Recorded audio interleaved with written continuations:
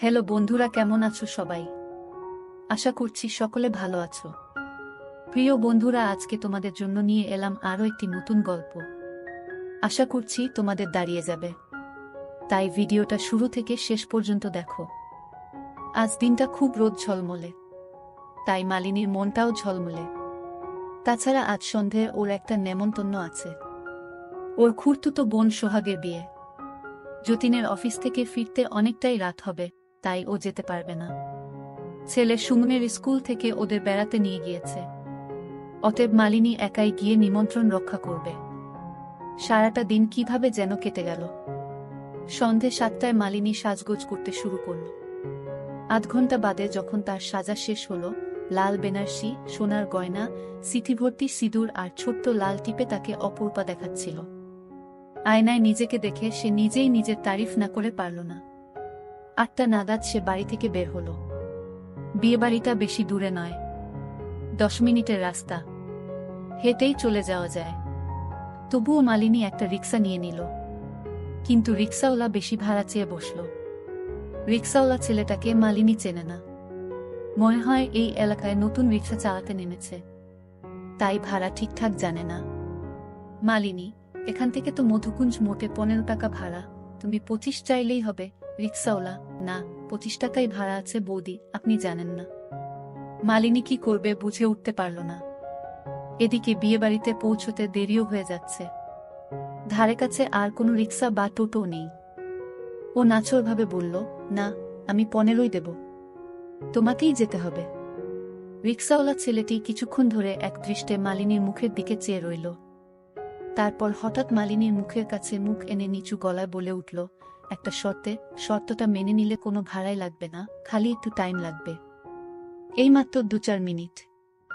মালিনী সুযোগটা লুফে নিল। সে হেসে বলল, শুনি তোমার শর্তটা। রিক্সাওয়ালা আগের মতোই নিচু স্বরে বলল, আমাকে একটু খুশি করে দিতে হবে বৌদি, নইলে 25 টাকা। এবার মালিনী চমকে উঠল, খুশি করে দিতে হবে মানে, কি বলতে চাইছো তুমি?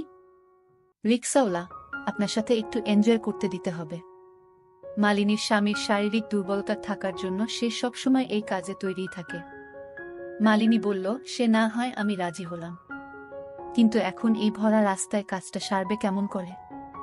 রিক্সাওয়ালা আঙ্গুল তুলে একটু দূরে একটা অন্ধকারে ঢাকা পাঁচিলের আড়াল নির্দেশ করে বলল, ওইখানটায় চলুন বৌদি, কেউ আমাদের নজর করবে না। মালিনী ইতস্তত করতে লাগল। তার মনে হতে লাগল, যদি বাই চান্স কেউ দেখে ফেলে। মালিনীর মৃদু আপত্তি দেখে রিক্সাওয়ালা ছেলেটি বলল, আচ্ছা, তাহলে কয়েক পা হেঁটে একটু দূরের একটা পরিত্যক্ত পাবলিক টয়লেটে যেতে হবে। ওখানে দরজা লাগিয়ে আমরা কর্ম সেরে নেব। কি, এবারে রাজি? মালিনী ভেবে দেখল, এখন হেঁটে আবার একটু দূরে যেতে হলে যেতে ফিরতে বেশ কিছুটা সময় নষ্ট হবে। ঘড়িতে টাইম দেখল, 8টা বেজে 10। 8:30টার মধ্যে বিয়েবাড়ি পৌঁছতেই হবে। তাই আর কিছু না ভেবে ও অন্ধকার পাঁচিলের দিকেই এগিয়ে গেল। ওর পিছন পিছন রিক্সাওয়ালাটাও অন্যদিকে তাকিয়ে হাঁটতে লাগল, যাতে ওদের দেখে কেউ কিছু সন্দেহ না করে। পাঁচিলের আড়ালে গিয়ে বলল, এবার এসো, চটপট কাজটা সেরে নিয়ে আমাকে বিয়েবাড়ি পৌঁছে দাও। 5 মিনিটের মাথায় ছেলেটির হয়ে গেল, কিন্তু মালিনীর পোষাল না। অথচ তার হাতে এখন আর সময়ও নেই, তাই অতৃপ্ত মনেই এগিয়ে চলল। বিনা ভাড়ায় রিক্সা চড়ে মালিনী যখন বিয়েবাড়িতে গিয়ে পৌঁছাল, তখন ঘড়িতে 8টা বেজে 32। আজ বিয়ে।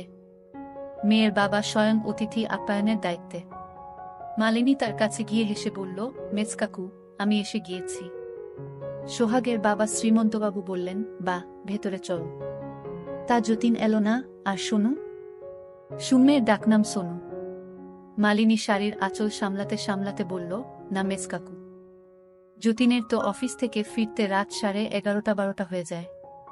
কাজের যা চাপ, আর সোনুদের তো স্কুল থেকে পিকনিকে নিয়ে গিয়েছে, তাই ওরা দুজন আসতে পারল না গো। শ্রীমন্তবাবু বললেন, তা যাগ্গে, বিয়ে তো একটু আগেই শুরু হলো, তুই ওখানে যা, সবাই আছে। মালিনী সঙ্গে আনা গিফটটা শ্রীমন্তবাবুর হাতে ধরিয়ে দিল। তারপর ধীর পায়ে বিয়ের মণ্ডপের দিকে এগোল।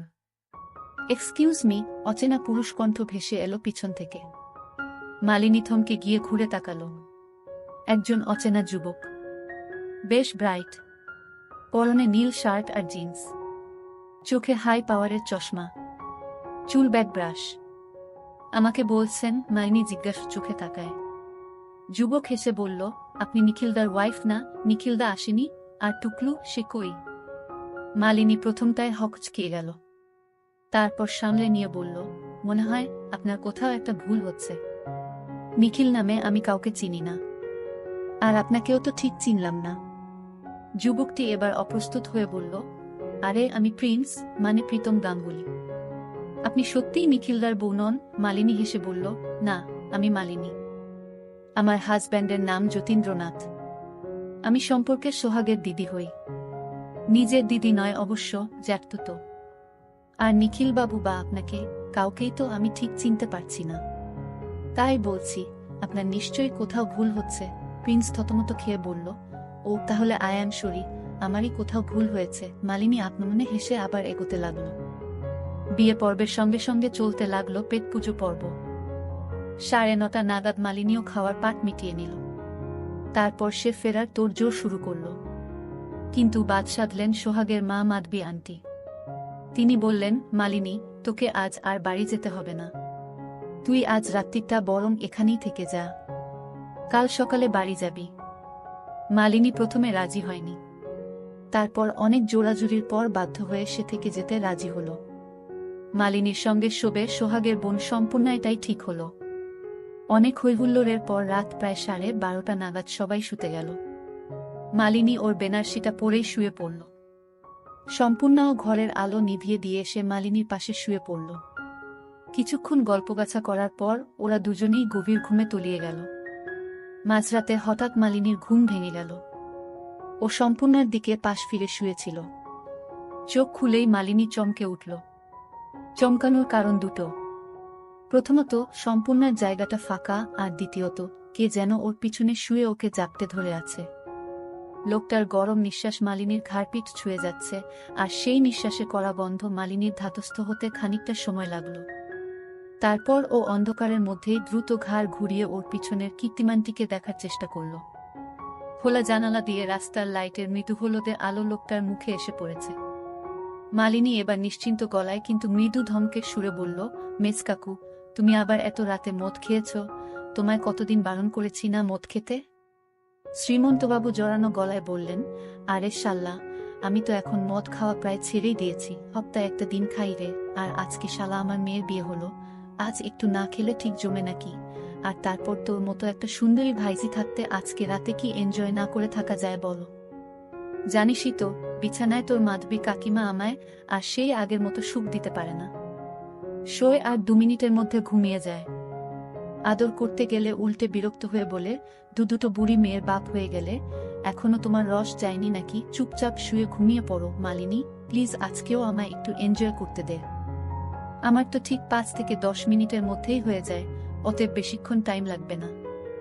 এর আগেও একদিন শ্রীমন্তবাবু ফাঁকা বাড়িতে মালিনীর সাথে এসব কাজ করেছিলেন, আর সেই দিন থেকেই তিনি মালিনীর ভক্ত হয়ে গিয়েছেন। আজ রাতে তিনি আবার ধান্দা করছেন। মালিনীও আর বুড়ো মানুষটাকে বাধা দেবার চেষ্টা করল না, শুধু নির্বিকার গলায় বলল, তবে যা করার জলদি করে ফেলুন। আমি জানি না আপনার ছোট মেয়ে কোথায় গেছে, কিন্তু ও আচমকা ফিরে এসে এই অবস্থায় আমাদের দেখে ফেললে একটা বড়সড় কেলেঙ্কারি বেঁধে যেতে পারে। তখন আমরা দুজনে বিয়ে বাড়ি ভর্তি লোকের সামনে মুখ দেখাতে পারব না। শ্রীমন্তবাবু বললেন, আমিও জানি না ছোট কোথায় গেছে, বাথরুমে ছাড়া আর কোথায় বা যেতে পারে। সে কথা বাদ দে, আয় আমরা এখন এনজয় করি। শ্রীমন্তবাবু বেশি সময় নিলেন না। 68 বছরের শ্রীমন্ত সরকারের শরীরের তেজ এমনিতেই এখন আগের থেকে অনেক কমে গিয়েছে।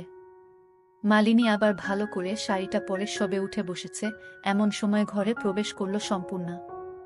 সবকিছুই স্বাভাবিক, তবে সম্পূর্ণা যেন একটু খুঁড়িয়ে হাঁটছে। মালিনী ওর দিকে তাকিয়ে স্বাভাবিক গলায় প্রশ্ন করল, কিরে, কোথায় ছিলি এতক্ষণ? বাথরুমে? সম্পূর্ণা কিন্তু মালিনীর এই সাধারণ প্রশ্নটা শুনেও দারুণ চমকে উঠল। তারপর কিছুটা সামলে নিয়ে কয়েকবার ঢোক গিলে কোনো ক্রমে বলল, হ্যাঁ গো, কিন্তু তুমি কি করে জানলে? রাত 1:15 নাগাদ অসহ্য পেটের ব্যথায় সম্পূর্ণার ঘুমের 12টা বেজে গেল। ও তড়িঘড়ি উঠে বসল। পেটে প্রচণ্ড যন্ত্রণা, হালকা হতে বাথরুমে যেতেই হবে। সম্পূর্ণা একবার মালিনীর দিকে তাকাল, দেখল আয়েশ করে পাশ ফিরে শুয়ে মালিনী নিদ্রাদেবীর আরাধনায় মগ্ন। তাই সম্পূর্ণা মালিনীকে আর ডাকল না। নিঃশব্দে ও বিছানা থেকে উঠে গেল। বাথরুমের আলো জ্বালিয়ে ভিতরে ঢুকে সম্পূর্ণা দরজাটা ভিতর থেকে বন্ধ করতে যাবে, এমন সময় হঠাৎ একটা 16-17 বছরের ছেলে ওকে ধাক্কা মেরে ভিতরে ঢুকে পড়ল। তারপর নিজেই দরজাটা বন্ধ করে ভিতর থেকে ছিটকিনি লাগিয়ে দিল। ধাক্কাটা সামলাতে একটু সময় লাগলো সম্পূর্ণার। কিন্তু আবার ধাক্কা, এ কাকে দেখছে ও? এ তো তোজো সম্পূর্ণার মাসতুতো ভাই। সম্পূর্ণা হালকা আন্দাজ করতে পারল যে ছেলের মতলবটা কি।